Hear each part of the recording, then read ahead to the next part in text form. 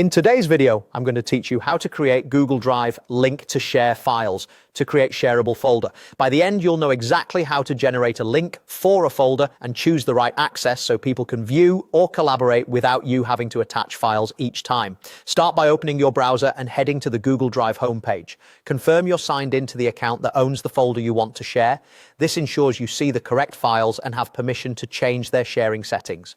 Next, click the folder you want to share. If you're sharing a group of files, placing them inside a single folder first keeps things organized, and the one link will cover everything inside that folder. With the folder selected, open the Options menu by clicking the three dots on the right side. This menu is where Drive keeps actions like rename, move, and importantly, sharing. Choose Share from the menu. If Drive shows another share button in the next panel or dialog, click that as well to open the full sharing window. You'll know you're in the right place when you see fields to add people and a section called General Access.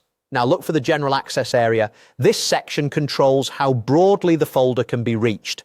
By default, many folders are set to restricted, which means only people you explicitly add can get in.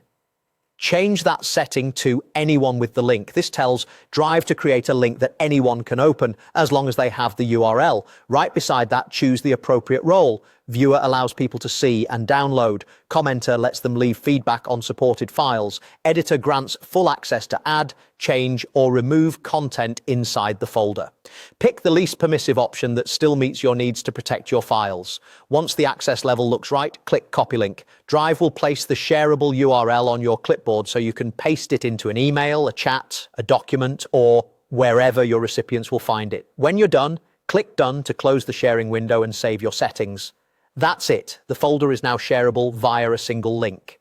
If your needs change later, you can return to the same sharing window to switch back to restricted or adjust permissions. Keep your link handy and consider labeling the folder clearly so collaborators know what it's for.